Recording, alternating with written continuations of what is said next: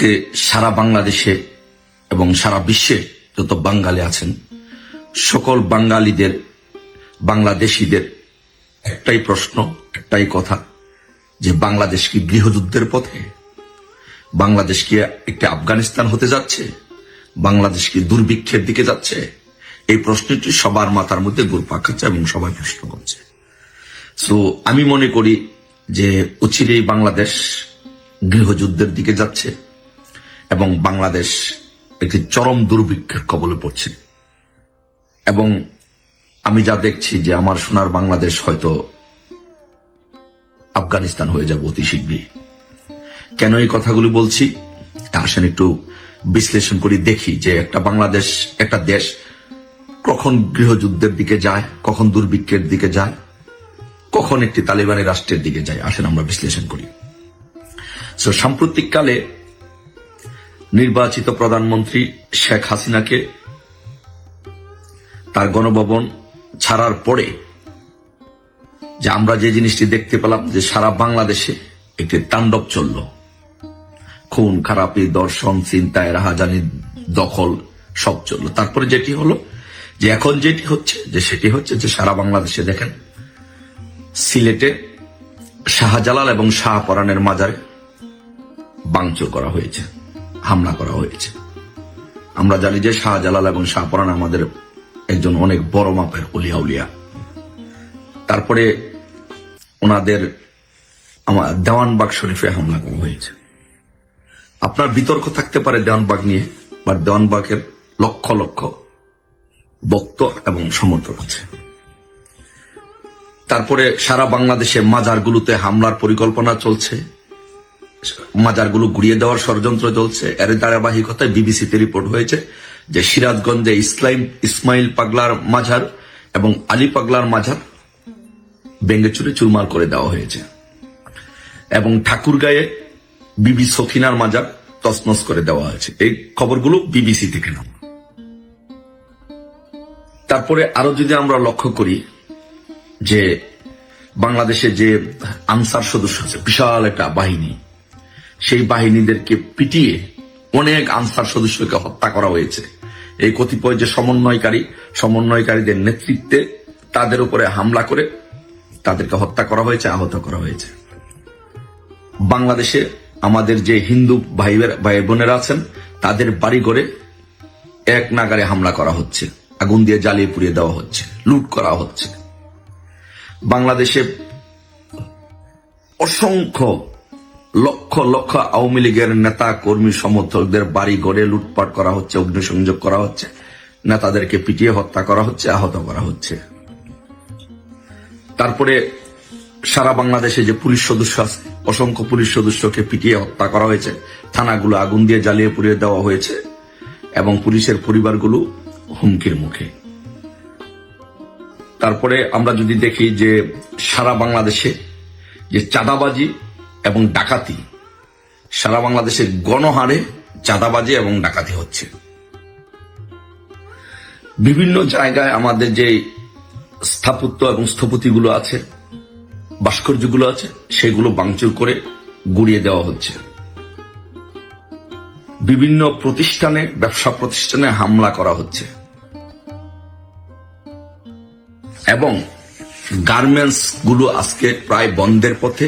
গার্মেন্টসের লক্ষ লক্ষ কর্মী আজকে বেকার, তারা চাকরি হারাচ্ছে, কেউ হারাবে, তাদের কোনো কর্মসংস্থান থাকবে না।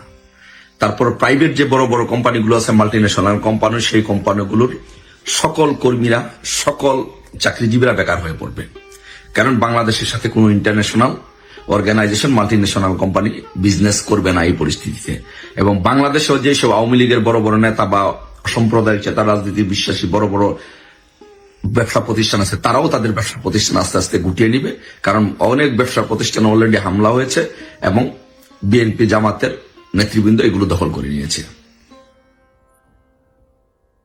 তারপরে আপনি যদি দেখেন যে আমাদের বিশেষ একটি ব্যবস্থা ছিল যে স্টুডেন্টরা বিদেশে যে পড়াশোনা করতো বা শ্রমিকরা বিদেশে যে কাজ করত, কিন্তু সেই প্রক্রিয়াটিও আস্তে আস্তে বন্ধ হয়ে যাবে। বিদেশে কোনো স্টুডেন্ট যাইতে পারবে না পড়াশোনা করার জন্য, তাদেরকে কেউ ভিসা দিবে না। অলরেডি সেটার কার্যক্রম শুরু হয়েছে। কেন দিবে না?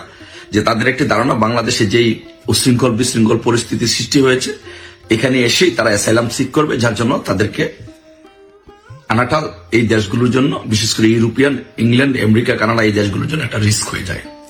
এই জন্য তাদেরকে এখানে ভিসা দিবে না, ভিসা প্রক্রিয়াটা বন্ধ। তাহলে এখন চিন্তা করে দেখেন যে আমি যেই এই সোসাইটির মানুষের সংখ্যাগুলো বললাম, এরা কারা, এরা সংখ্যায় কত? বাংলাদেশে আমরা মানুষই মাত্র 18 কোটি।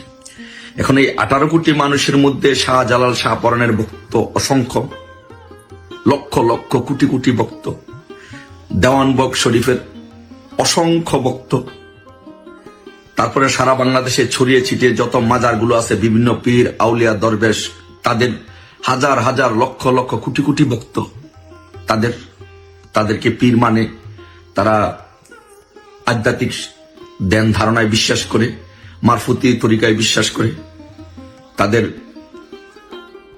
উপরে হামলা করা হচ্ছে, তাদের মাজারগুলো ভেঙে দেওয়া হচ্ছে।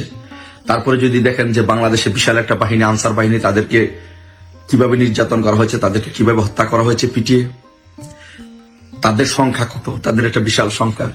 তারপরে আমরা যদি যে হিন্দুদের দেখি, প্রায় 9% সারা বাংলাদেশে হিন্দু। তো 9% হিন্দু হলে কত কোটি হিন্দু হয় আপনি চিন্তা করে দেখেন। সে হিন্দুদেরকে বাংলাদেশে তাদের বাড়িঘরে আক্রমণ করা হচ্ছে, তাদেরকে পিটানো হচ্ছে, তাদের সম্পদ লুট করা হচ্ছে, আগুন দেওয়া হচ্ছে। তারপরে আসেন আওয়ামী লীগের নেতাকর্মী, প্রায় 40% বাংলাদেশে আওয়ামী লীগ নেতাকর্মী এবং সমর্থক আছে। তাহলে 18 কোটির লোকের মধ্যে যদি 40% লোক যদি আওয়ামী লীগ নেতাকর্মী হয়ে থাকে, তাহলে কত বিশাল অংশ আওয়ামী লীগ।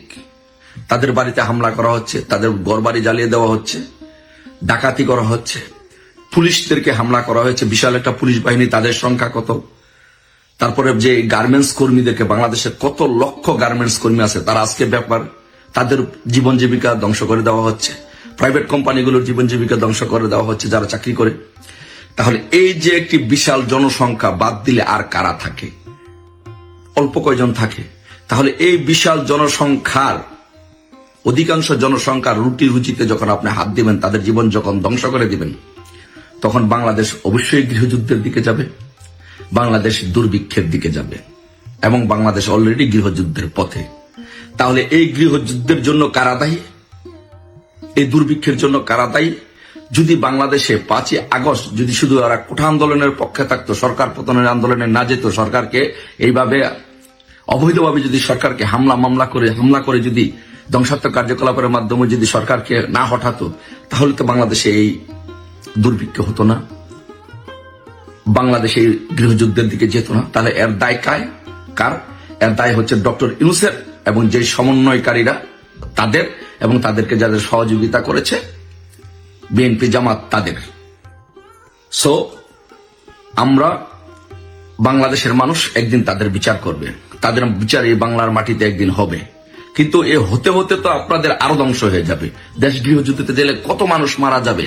দেশ যদি ধ্বংস হয়ে যায়, আফগানিস্তান হয়ে যায়, দেশ যদি দুর্ভিক্ষ হয়ে যায়, কত মানুষ মারা যাবে। তাহলে সেই সময়টুকু আমরা অপেক্ষা করব না? সেই সময়টুকু অপেক্ষা করব না। সেই সময়টুকু অপেক্ষা না করে এখনই আসুন আমরা সকলে সচেতন হই। বাংলাদেশে যে সংবিধান আছে, সেই সংবিধান আলোকে প্রধানমন্ত্রী শেখ হাসিনা এখনো প্রধানমন্ত্রী, বাংলাদেশে যে পার্লামেন্ট আছে এখনো এটি বহাল আছে। তা আসলে আমরা প্রধানমন্ত্রীকে নিয়ে আবারও আমরা পুনর্বহাল করে, যে পার্লামেন্ট আছে এক্সিস্টিং পার্লামেন্টকে পুনর্বহাল করে আমরা দেশে আবার শান্তি শৃঙ্খলা ফিরিয়ে আনি এবং দেশকে আবার উন্নয়নের অগ্রযাত্রার দিকে ধাবিত করি। আসুন সকলে মিলে আমরা দেশকে গৃহযুদ্ধের হাত থেকে বাঁচাই এবং দুর্ভিক্ষের হাত থেকে বাঁচাই। সবাই ভালো থাকবেন, এটা সবার নৈতিক দায়িত্ব, সবার নৈতিক কর্তব্য। আসুন আমরা আমাদের সোনার বাংলাদেশকে, আমাদের দেশ মাতৃকাকে এই হায়ানাদের কবল থেকে রক্ষা করি। সবাই ভালো থাকবেন।